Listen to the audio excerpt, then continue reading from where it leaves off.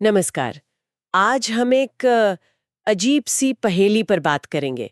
कभी ऐसा महसूस होता है कि सब कुछ है, लेकिन फिर भी एक थकान सी है, बोरियत है, किसी चीज में जैसे मन ही नहीं लग रहा। हाँ, ये एहसास आजकल बहुत कॉमन है। बिल्कुल। तो इसके पीछे ना एक छुपा हुआ नशा हो सकता है, डोपामाइन। आज की हमारी ये चर्चा थिबोथ मेरिस की किताब है डोपामाइन डिटॉक्स, उस पर आधारित है। हमने इसका सार इंस्पायर वॉइस यूट्यूब चैनल के एक वीडियो से लिया है। तो कोशिश रहेगी ये समझने की कि ये डोपामाइन हमें कैसे प्रभावित करता है और कैसे हम ज्यादा फोकस और शांति पा सकते हैं। बिल्कुल। तो सबसे पहले ये डोपामीन आखिर है क्या? आसान शब्दों में समझें तो ये दिमाग का एक केमिकल है।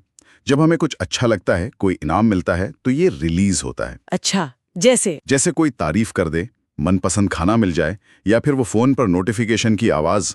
पर बात यह है कि ये सिर्फ खुशी का केमिकल नहीं है, उससे ज्यादा ये चाहत या मोटिवेशन का केमिकल है। मतलब ये हमें किसी चीज को पाने के लिए उकसाता है। प्रॉब्लम तब शुरू होती है जब हम लगातार आसानी से मिलने वाली डोपामाइन हिट्स के आदी हो जाते हैं। जैसे सोशल मीडिया स्क्रॉल करना, गेम्स खेलना, वो छोटे छोटे वीडियोस देखते रहना। हाँ, ये अंतहीन सिलसिला। और इसी को थिबो मॉरिस माइंड हाईजैकिंग कहते हैं, है ना? बिल्कुल सही, माइंड हाईजैकिंग। जब डोपामाइन हमारे दिमाग पर इतना हावी हो जाए कि कोई मुश्किल काम, कोई जरूरी काम करने बैठो तो ध्यान ही ना लगे। ये तो महसूस किया है हम सब ने। लगता है कि हम फोन इस्तेमाल कर रहे हैं, पर असल में फोन हमें इस्तेमाल कर रहा होता है। हाँ, वो कंट्रोल ले लेता है। और ये जो तुरंत मिलने वाला सुख है ना, जिसे थिबो ने इंस्टेंट प्लेजर कहा है, ये हमारे दिमाग के रिवॉर्ड सिस्टम को एक तरह से आप कह सकते हैं हैक कर लेता है। हैक कर लेता है। इसका नतीजा क्या होता है? नतीजा, हमारा धैर्य, हमारा पेशेंस कम हो जाता है। किसी एक चीज पर टिकना, गहराई से सोचना, महसूस करना, ये सब मुश्किल होने लगता है। थिबो इसे डेथ ऑफ डेप्थ कहते हैं, मतलब गहराई का मर जाना। बाप रे, डेथ ऑफ डेप्थ। हाँ, और पीछे छूट जाता है खालीपन, जिसे हम और ज्यादा बाहरी चीजों से भरने की कोशिश करते रहते हैं। तो ये जो आसान खुशियां हैं वो असल में हमें गहराई से जीने नहीं दे रही। अच्छा, इससे जुड़ा एक और पॉइंट है बोरियत। हम सब भागते हैं बोरियत से, लगता है जैसे टाइम वेस्ट हो रहा है। पर थिबो का नजरिया तो बिल्कुल अलग है इस पे। हाँ बिल्कुल, वो कहते हैं बोरियत को गले लगाओ। पर क्यों? बोरियत में ऐसा क्या है? देखिए, बोरियत ना दिमाग के लिए एक रीसेट बटन जैसी है। जब हम लगातार बाहर की उत्तेजनाओं से, मतलब नोटिफिकेशंस, साउंड्स, इमेजेस से घिरे रहते हैं, तो दिमाग कभी शांत होता ही नहीं। बोरियत हमें उस शोर से हटाकर अपने अंदर देखने का मौका देती है, और वहीं से, उसी शांति से असली क्रिएटिविटी, सेल्फ रिफ्लेक्शन और फोकस आता है। अच्छा, तो मतलब रोज थोड़ी देर शांत बैठना बिना किसी डिवाइस के। हाँ, माइंडफुल बॉर्डम प्रैक्टिस कह सकते हैं इसे, या बस प्रकृति में बिना किसी स्टिमुलेशन के बैठना, ये गहराई वापस लाने में मदद करता है। तो ये जो डिजिटल दुनिया का लगातार शोर है, ये सिर्फ हमारा ध्यान ही नहीं भटकाता, बल्कि हमें इमोशनली भी खाली कर देता है। बिल्कुल, ये ओवर स्टिमुलेशन है। हमारी अटेंशन स्पैन तो कम होती ही है, साथ में एक तरह की इमोशनल फ्लैटनेस, मतलब भावनात्मक शून्यता भी आ सकती है। और वो सोशल मीडिया वाला कंपैरिजन ट्रैप तो है ही, दूसरों की अच्छी अच्छी चीजें देखकर खुद को कम आंकना। इससे बचने का कोई तरीका?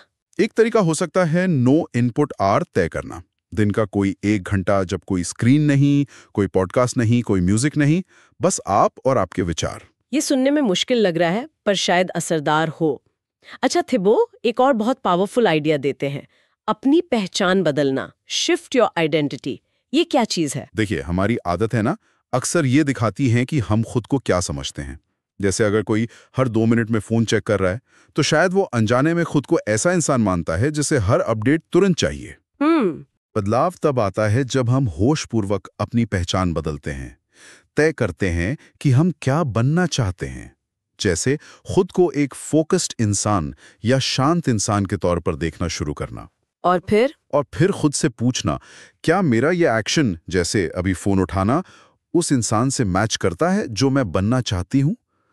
फिर उस पहचान के हिसाब से छोटे छोटे एक्शन लेना। वाह, तो ये सिर्फ आदत बदलने से ज्यादा गहरा है। ये इस पर है कि हम बनना क्या चाहते हैं। और शायद इसीलिए मुश्किल काम, जिनमें तुरंत मजा नहीं आता, जैसे किताब पढ़ना या कोई नई स्किल सीखना, वो ज्यादा फायदेमंद है। बिल्कुल, क्योंकि जब रिवॉर्ड बहुत आसानी से मिल जाते हैं, जैसे सोशल मीडिया पर लाइक्स, तो थिबो कहते हैं हमारी दिमागी मांसपेशियां कमजोर हो जाती हैं। असली ग्रोथ, असली मजबूती तो मुश्किल कामों से आती है, जिनमें मेहनत लगती है, धैर्य लगता है। कठिन सुख वाली आदतें। हाँ, हार्ड प्लेजर हैबिट्स, पढ़ना, एक्सरसाइज करना, मेडिटेशन, जर्नलिंग, ये ना सिर्फ हमारी काबिलियत बढ़ाते हैं बल्कि हमारी विल पावर भी मजबूत करते हैं। और इनसे मिलने वाली संतुष्टि ज्यादा गहरी और टिकाऊ होती है। इसके लिए वो डिले ग्रेटिफिकेशन की बात भी करते हैं ना, मतलब सुख को टालना। हाँ, वो भी एक प्रैक्टिस है। कोई इच्छा हुई जैसे कुछ मीठा खाने की या फोन देखने की, तो तुरंत रिएक्ट ना करके बस 10 मिनट रुक जाना, ये विल पावर बढ़ाता है। और शायद इन सब बातों का निचोड़ ये है कि असली इनाम, असली शांति बाहर नहीं, हमारे अंदर ही है। बिल्कुल सही कहा आपने। ये जो डोपामाइन की भागदौड़ है ना, ये कई बार हमारे अंदर की खामोशी, अंदर के खालीपन से भागने का तरीका होती है। सच्ची शांति और संतुष्टि बाहरी उत्तेजनाओं में नहीं है, वो तो तब मिलती है जब हम बिना किसी भटकाव के खुद के साथ आराम से बैठ पाते हैं। इसके लिए कोई प्रैक्टिकल स्टेप? थिबो डोपामाइन डिटॉक्स या डोपामाइन फास्टिंग का सुझाव देते हैं। मतलब कुछ समय के लिए या हफ्ते में एक दिन उन सभी चीजों से पूरी तरह दूरी बना लेना जो तुरंत डोपामिन देती हैं। सोशल मीडिया, गेम्स, ज्यादा खाना, लगातार म्यूजिक वगैरह। और उस दिन क्या करें? उस दिन सिर्फ वो काम करें जो दिमाग को शांत करें, जैसे लिखना, पढ़ना, सोचना या बस प्रकृति में समय बिताना। ये दिमाग को रीसेट करता है, अंदर की आवाज सुनने में मदद करता है। तो अगर हम सारी बात को समेटें तो ये डोपामाइन डिटॉक्स सिर्फ स्क्रीन टाइम कम करने के बारे में नहीं है। ये अपनी पहचान को दोबारा देखने, बाहरी शोर के बजाय अंदर की शांति को चुनने और आसान, फौरी इनामों के बजाय असली ग्रोथ और सेल्फ कंट्रोल को अहमियत देने के बारे में है। बिल्कुल। थिबो मेरिस का जो मूल संदेश है वो यही लगता है कि सच्ची आजादी बाहरी चीजों पर निर्भर रहने में नहीं है। सच्ची आजादी तो अपने मन पर काबू पाने में है और उस खामोशी में खुद को खोजने में है। असली इनाम वो डोपामीन का छोटा सा रश नहीं है, बल्कि वो गहरी, स्थिर शांति है जो अंदर से आती है। तो इस चर्चा के आखिर में एक सवाल हम सबके सोचने के लिए है। जब दुनिया इतनी शोरगुल से भरी है, क्या हम अपने अंदर की उस खामोशी की आवाज सुन पा रहे हैं? शायद असली बदलाव स्क्रीन बंद करने से नहीं, बल्कि उस खामोशी को सुनने की हिम्मत करने से शुरू होता है। इस पर सोचिएगा जरूर।